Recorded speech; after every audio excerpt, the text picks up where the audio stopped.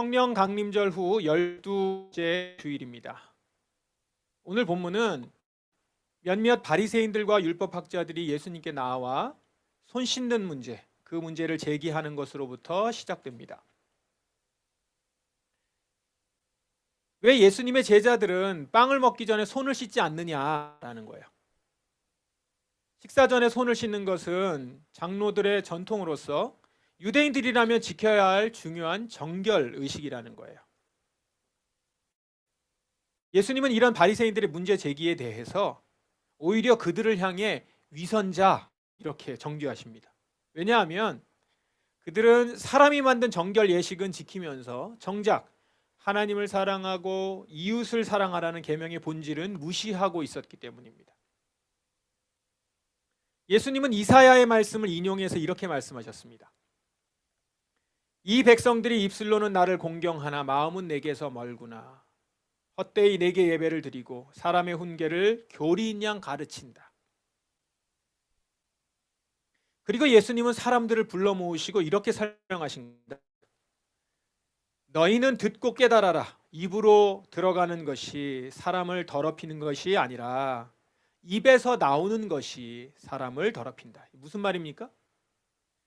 바리새인들과 율법학자들은 손을 씻지 않고 음식을 먹는 것을 매우 더럽게 생각하지만 실상 정말 사람을 더럽히는 것은 사람의 입에서 나오는 악한 죄악들이란 말입니다. 왜냐하면 입으로 들어가는 것은 모두 뱃속으로 들어갔다가 뒤 나가고 끝나지만 입에서 나오는 것은 그 사람의 마음속에 계속 잔재하고 있는 것들로서 악한 생각, 살인, 간음, 음행, 도둑질, 거짓말, 비방 이와 같은 죄악들이기 때문입니다. 입으로 들어간 세균은 배변을 통해서 없어지고 말지만 사람의 마음속 죄악은 계속 그 사람의 마음에 있으면서 그 사람을 진짜 더럽힌다는 것이죠. 예수님께서 이 말씀을 하고 있을 때 제자들이 예수님께 와서 걱정스럽게 말했습니다. 바리새파 사람들이 이 말씀을 듣고 감정이 상한 것을 아십니까? 감정이 상했대요. 예수님으로부터 위선, 하나님의 말씀을 무시하는 자, 이런 지적을 들은 바리새인들이 감정이 상했다라는 겁니다. 여기서 감정이 상했다라고 하는 말은 다른 성경에 보면 번역으로 보면 실족했다, 분개하다 이렇게 번역되어 있습니다. 다른 본문들 이 같은 단어가 다른 본문들을 보면 다른 본문들에서 보면 실족했다, 분개하다 이렇게 번역이 되는 단어예요. 그러니까 감정이 상해서 화가 났다라는 거죠. 화가 났다는 겁니다. 그러니까 지금 얘기를 듣고 감정이 상해서 풀이 죽거나 슬퍼하는 게 아니라 화가 난 상태입니다. 그런데 바리새인들이 감정이 상했다는 말을 들으신 예수님 뭐라고 대답하십니까? 하늘에 계신 나의 아버지께서 직접 심지 않으신 나무는 모두 뿌리 뽑힐 것이다. 그들을 내버려 두어라. 오늘 예수님이 좀 세시죠? 뒤로 가면 더 세지지 않습니까? 지금 예수님은 감정이 상한 그 바리새인들을 향해서 아버지께서 심지 않은 나무 이렇게 얘기를 하시면서 그들을 내버려 두라고 하시는 겁니다. 제자들은 이 말을 들으면서 아마 깜짝 놀랐을 거예요. 왜요? 아버지께서 직접 심지 않으신 나무. 이게 뭘까요? 우리는 앞서 가라지 비유를 들었어요. 가라지 비유에서 주인이 심지 않은 씨가 나오죠. 즉 원수가 심어놓은 씨가 나옵니다. 그게 자라서 뭐가 됩니까? 가라지가 되죠. 독보리입니다. 지금 예수님은 이 바리새인들을 향해서 아버지께서 직접 심지 않으신 나무라는 거예요. 즉 사탄이 심은 가라지라는 거죠. 독보리라고 말씀하고 계신 겁니다. 여러분 이 예수님의 말씀 충격적이지 않습니까? 아무리 그래도 바리새인은 명색이 이스라엘의 성경 교사요 영적 지도자들인데 어떻게 그렇게 그들이 사단이 심은 독보리 이렇게 될 수 있습니까? 그런데 충분히 있을 수 있습니다. 예수님의 12 제자 중에서도 가룟 유다가 있잖아요. 그러니까 하나님이 일하시는 곳에는 어디에나 악한 사단도 열심히 일하고 있다는 거예요. 물론 당시 이스라엘의 모든 바리새인들이 전부 가라지라고 말하는 것은 아닙니다. 바리새인 중에도 예수님을 믿고 그리스도인이 된 자들이 적잖게 있었습니다. 성경에도 나오죠. 니고데모라든지 아리마대 요셉이라든지 다 바리새인들이었습니다. 사도 바울도 바리새인이었잖아요. 여기서 지금 예수님이 가라지라고 하신 대상은 당신의 말씀에 감정이 상한 사람들, 화가 난 사람들, 그 사람들을 두고 한 얘기죠. 바리새인들은 예수님으로부터 위선자 이렇게 지적을 받자 감정이 상했습니다.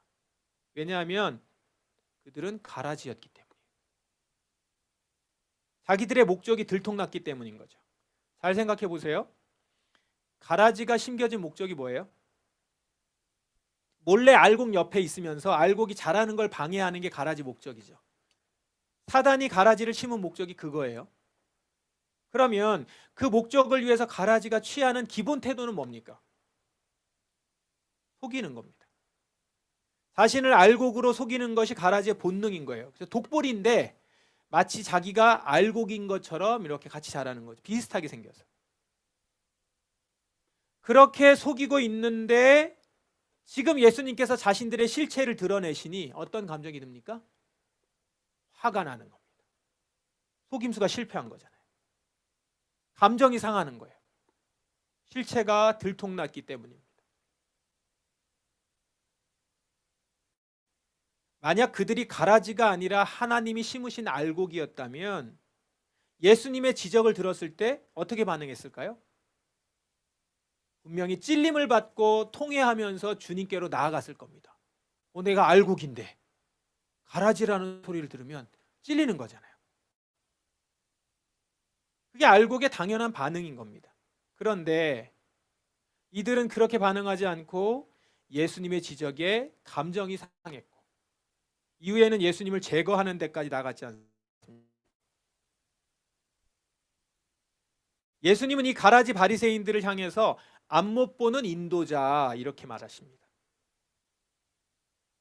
그러므로 보지 못하는 인도자가 다른 못 보는 사람을 안내해 봐야 결국 둘 다 구덩이에 빠지게 될 뿐이다. 지금 말씀하시는 거죠.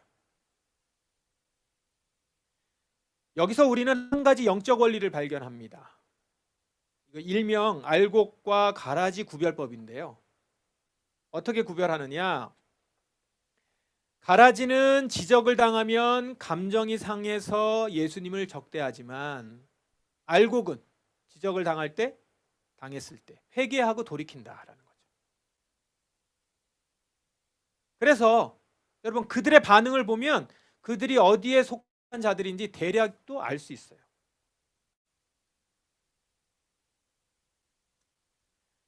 이 일 후에 예수님은 그곳을 떠나서 두로와 시돈 지방으로 가십니다. 시간이 조금 흘렀겠죠? 옮깁니다. 이방인들이 사는 땅입니다. 두로와 시돈. 예수님께서 그곳에 도착하시자 그 지역에 사는 어떤 가나안 여자, 마가복음에는 수로보니게 여자라고 나옵니다. 그 여자가 예수님께로 나옵니다. 나와서 소리를 칩니다. 주님, 다윗의 자손이여, 저를 불쌍히 생각하시고 저를 도와주세요. 제 딸이 귀신 들려서 매우 고통받고 있습니다. 저는 지금 굉장히 얌전하게 하는 거죠. 이게 엄마가 지금 하고 있는, 딸을 위해서 소리 지르고 있는 것을 한번 상상해 보십시오. 여인의 딸이 지금 귀신 들려서 고통받고 있어요. 그런데 예수님께서 자기 마을에 오셨다는 소문을 들었어요. 그래서 예수님께 고쳐달라고 찾아온 겁니다. 엄마로서 얼마나 절박하고 간절한 마음이었겠습니까? 그런데 어쩐 일인지 예수님은 그 여자에게 한마디도 대답하지 않으십니다. 오늘 좀 예수님이 좀 이상해요. 오늘 예수님이 평상시 어떻습니까? 줄인 배로 돌아가는 것도 안타까우셔서 이렇게 먹이시는 예수님이세요. 근데 지금 왜 이러실까요? 그런데 또 예수님의 이런 무반응에도 이 여인은 포기하지 않았습니다. 계속해서 제자들과 예수님을 따라다니며 소리를 질러대는 거예요. 구해주소서, 도와주소서, 내 딸을 고쳐주소서. 그 때문에 이제 제자들은 예수님께 제발 좀 이 여자를 돌려보내달라고 요청을 합니다. 제자들이 요청을 해요. 뭐 좀 어떻게 좀 해주세요, 예수님. 이쯤 되면 예수님이 여인에게 어떤 조치를 하실 법도 한데 예수님이 입을 여서서 하시는 말씀이 이겁니다. 나는 이스라엘 집에 잃어버린 양에게로만 보냄을 받았다. 예수님이 되찾을 양은 오직 이스라엘 뿐이고 이방 사람인 그 여자는 거기에 해당되지 않는다라는 겁니다. 그래서 말을 안 했다라는 거죠. 근데 사실 이 말은 예수님의 마음에는 없는 말입니다. 왜냐하면 하나님께서는 모든 민족을 복주시기 위해서 이스라엘을 택하셨고 예수님을 이 땅에 보내셨어요. 예수님이 그 하나님의 계획을 모를 리 없어요. 그렇죠? 그렇다면 예수님께서는 왜 이렇게 여인을 대하셨을까요? 말은 그렇게 하셨지만 분명 예수님께서 여자를 이렇게 대하는 데는 다른 목적이 있으신 거죠. 아무튼 그렇게 매몰차게 말씀하시는 예수님께 여자가 다가와서 절을 하고 간청을 합니다. 예수님이 입을 여셨으니까 그 앞에 와서 이제 엎드리는 거예요. 주님 도와주십시오. 계속되는 박대잖아요. 무반응 그리고 박대. 그럼에도 불구하고 여자는 다시 한번 절을 하면서 간청하는 거예요. 그러자 예수님이 그 여인을 바라보시면서 일어나라 라고 하지 않으시고 더 심한 말을 하십니다. 자기 자식의 빵을 집어서 개에게 던져주는 것이 옳지 않다. 오늘 예수님이 아닌 것 같아요. 다른 분 같습니다. 이 얼마나 아연실색할 만한 말입니까? 지금 이방 여인이 앞에 있는데 그 여인을 향해서 개라고 하신 거죠. 물론 여기서 개라고 하는 표현은 오늘날 우리 문화 맥락에서 이해하면 안 됩니다. 우리가 욕설 쓰듯이 하는 그런 용어로서 지금 하고 있는 말은 아닙니다. 당시 유대인들은 이방인들을 부정하고 더러운 존재로 여기면서 실제로 그들을 향해서 개라고 표현을 했습니다. 그 표현을 인용한 거죠. 어쨌든 하지만 그건 열방을 구원하시려는 하나님의 뜻을 모르는 사람들이나 썼던 말인 거지. 그 모든 계획을 알고 계시는 예수님이 이런 말을 쓰신다는 것도 사실 쉽게 이해가 되지 않죠. 그렇다면 예수님께서 이렇게까지 하시는 데는 분명 다른 이유가 있는 것이 분명하다는 거예요. 무슨 목적이었을까요?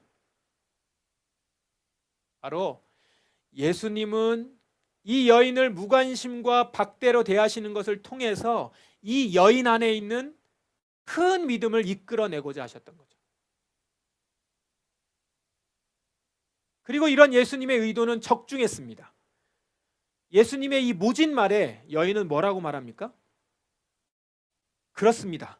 주님. 그러나 개라도 주인의 식탁에서 떨어진 음식 부스러기는 먹습니다. 야, 이 무슨 말입니까? 제가 개인 거 맞습니다. 인정합니다.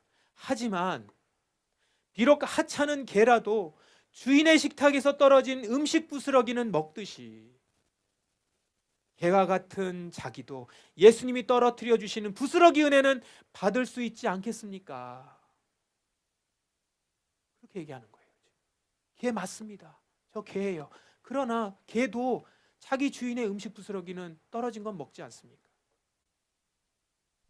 예수님이 떨어뜨려 주시는, 나에게 직접 주시는 것이 아니라 떨어뜨려 주시는 부스러기라도 그 은혜라도 받을 수 있지 않습니까? 그 은혜라도 주십시오.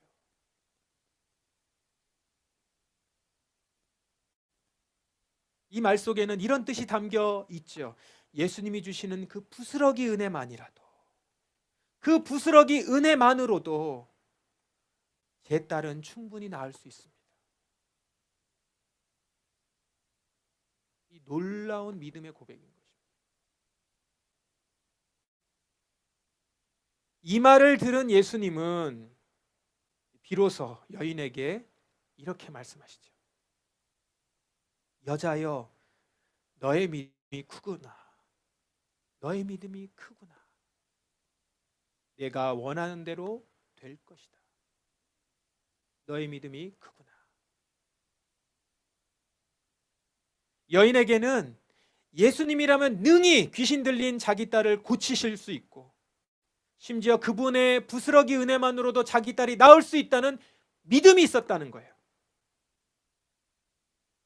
바로 그 믿음이 있었기에 그녀는 무시와 박대로 일관하는 예수님을 향해서 성내지 않고, 감정이 상하지 않고, 포기하지 않고 간청할 수 있었던 것이죠.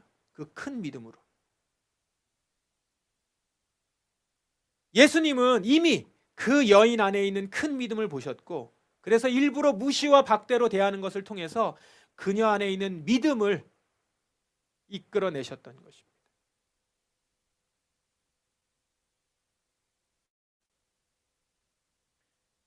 오늘 두 이야기를 우리가 살펴봤어요. 가라지 바리새인 이야기하고요, 그리고 가나안 여인 이야기. 이 두 본문은 좀 떨어져 있는 것 같이 보이기도 해요. 오늘 성서정과에서도 둘 중에 하나만 보세요라고 이렇게 가로로 쳐놓아 있습니다. 본문으로도. 그런데 사실 이 본문은 두 개가 나란히 있습니다. 이 외식하는 바리새인 이야기, 큰 믿음을 소유한 가나안 여자 이야기, 나란히 있으니까 어떻습니까? 이 두 부류의 모습이 더 확연히 비교되지 않아요? 여기서 우리는 이 마태복음의 저자인 세리 마태가 왜 이 두 이야기를 연이어 배치했는지 그 의도를 조금은 알 수 있을 것 같습니다. 세리 마태가 이 외식하는 바리새파 그리고 큰 믿음의 이방 여인, 이 이야기를 연이어서 배치해서 독자들에게, 우리에게 하고 싶었던 말은 바로 하나님의 은혜는 혈통이나 출신 배경으로 얻는 것이 아니라 오직 믿음으로 얻는 것이다 라는 겁니다. 오직 믿음으로 얻는 것이다. 하나님의 은혜는 혈통적으로 아브라함의 후손이라고 해서 자동적으로 주어지는 것이 아니고, 또한 구원은 자신이 영적 지도자라는 배경이 있다고 해서 당연히 받는 것도 아니라는 것입니다. 오히려 하나님의 은혜는 예수님만이 자신의 문제를 해결해 줄 수 있는 유일한 분이심을 믿고, 박대와 무시 가운데서도 겸손하고 간절히 은혜를 구하는 자에게 주어진다는 것입니다. 마태는 이것을 전하고 싶었던 것 같아요.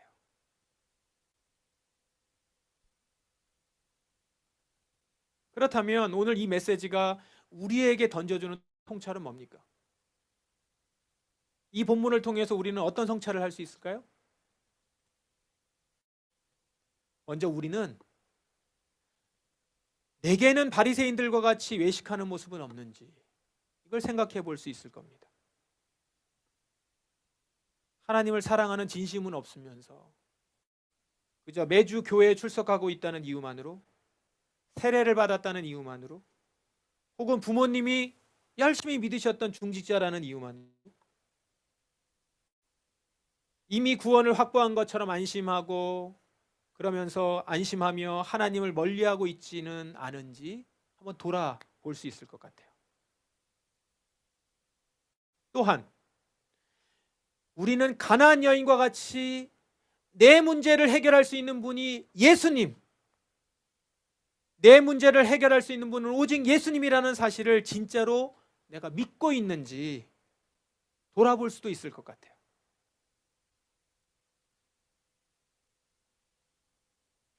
여러분은 진실로 자신이 겪고 있는 문제를 해결할 수 있는 분이 예수님이시다 라는 사실을 믿고 있습니까?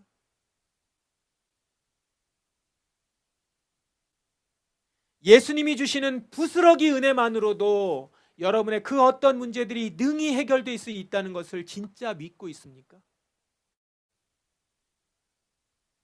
만약 여러분이 진짜 그것을 믿고 있다면 여러분은 분명 이렇게 행동할 거예요. 먼저는 힘들고 어려운 문제를 만날 때마다 하나님을 가장 먼저 찾아갈 거예요. 당면한 문제를 나 혼자의 힘으로 혹은 인간적인 방법으로 해결하려고 시도하기에 앞서서 먼저 하나님께 그 문제를 들고 나아가서 기도할 거라는 거예요. 먼저 하나님께 문제를 들고 나아가서. 물론 우리가 살다가 겪는 여러 가지 문제들에 대해서 사람의 도움이나 인간적인 방법들이 전혀 쓸모없다는 말이 아닙니다. 하나님도 그런 방법들을 통해서 우리를 도우십니다.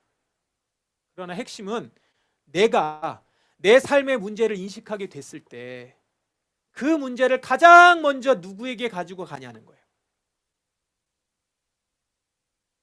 여러분은 문제에 봉착했을 때 가령 경제적인 문제, 건강 문제, 심리적인 어려움 등등의 문제들을 만났을 때 누구에게 가장 먼저 찾아갑니까? 하나님입니까? 의사입니까? 친구예요? 아니면 요즘 AI입니까?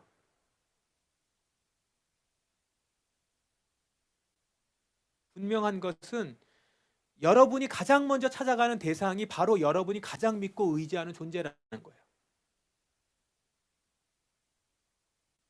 혹 내가 하나님보다 사람이나 나의 지혜를 더 의지한다면, 문제가 있어도 그것을 가장 먼저 하나님께로 가져가지 않는다면 나는 지금 하나님을 온전히 믿지 않고 있다는 것입니다.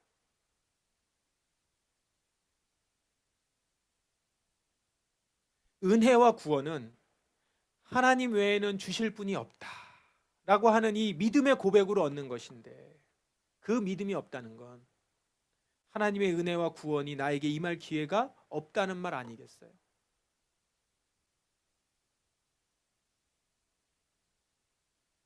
둘째로, 여러분이 정말 여러분의 문제를 해결할 자가 하나님이심을 믿는다면 여러분은 더딘 응답에도 결코 시험 들거나 포기하지 않고 기도할 거예요.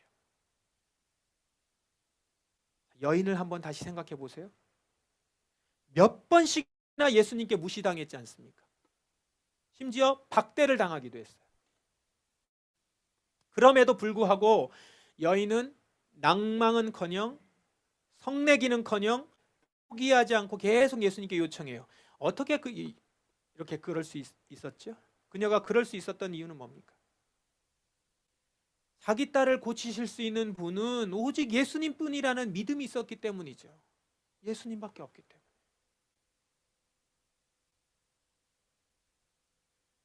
마찬가지로 우리가 예수님의 권능을 믿고 온전히 믿고 신뢰한다면, 오직 예수님만이 내 인생의 어려움을 능히 해결하실 수 있는 분임을 확신한다면 우리 역시 오랜 기간 응답되지 않는 기도 제목에 관해서도 성내거나 포기하지 않고 강구할 수 있다는 겁니다. 때로는 하나님은 일부러 우리의 기도를 응답하시지 않을 때가 있습니다. 여인에게 하셨던 것과 마찬가지죠. 왜요? 우리의 믿음을 끄집어내시기 위해서. 분명 이거는 하나님이 기뻐하시는 기도 제목인데, 이게 쉽게 응답되지 않는 문제가 있다면 그건 아마도 하나님께서 여러분의 믿음을 자라게 하시는 중일 것입니다. 끄집어내는 중이실 거예요. 그러니 포기하지 마십시오. 상처받고 감정이 상해 있지 마시고 구하십시오. 심지어 박대하는 것 같고 나를 외면하는 것 같고 나를 무시하는 것 같을 때라도, 예, 그렇습니다. 그래도 저는 은혜가 필요합니다. 당신만이, 주님만이 주시는 은혜로 이것을 해결할 수 있습니다.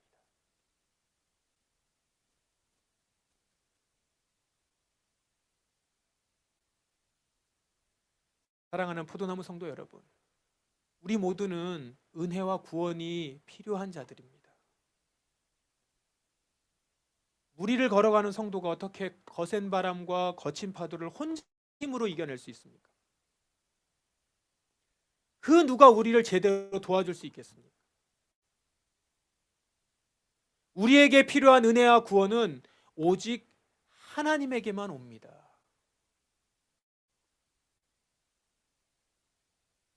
내가 산을 향하여 눈을 들리라. 나의 도움이 어디서 올까? 나의 도움은 천지를 지으신 여호와에게서로다. 나의 도움은 천지를 지으신 여호와에게서로다. 다른 데서 은혜가 오는 것이 아니라는 거예요. 우리 인생에서 만나게 되는 여러 가지 문제들을 진정 해결하실 수 있는 분은 오직 예수님 한 분뿐이라는 사실, 이 사실을 굳게 믿으시기 바랍니다. 그리고 이제는 그 믿음을 가지고 삶의 여러 가지 문제들을 제일 먼저 하나님께 가지고 나가시길 바라요. 사람에게 가져가기에 앞서서 부스러기 은혜로도 우리의 문제를 해결하실 수 있는 하나님께 먼저 나아가시기 바랍니다. 전능하신 하나님께서는 우리가 미처 생각지 못한 놀라운 방법들을 통해 반드시 그 문제를 해결해 주실 것입니다. 혹 응답이 더디고 내 기도를 잘 안 들어주시는 것 같다고 느끼는 때라도 여러분, 삐치거나 실망하거나 포기하지 마시고 이것이 주님이 기뻐하신 뜻이라 확신하는 그 기도 제목, 그 사람을 향해서 계속해서 주님께 간구하십시오. 주여, 저 사람을, 우리의 부모님을, 내 자식을, 저 일을 주님 도와주십시오. 주님만이 고치실 수 있습니다.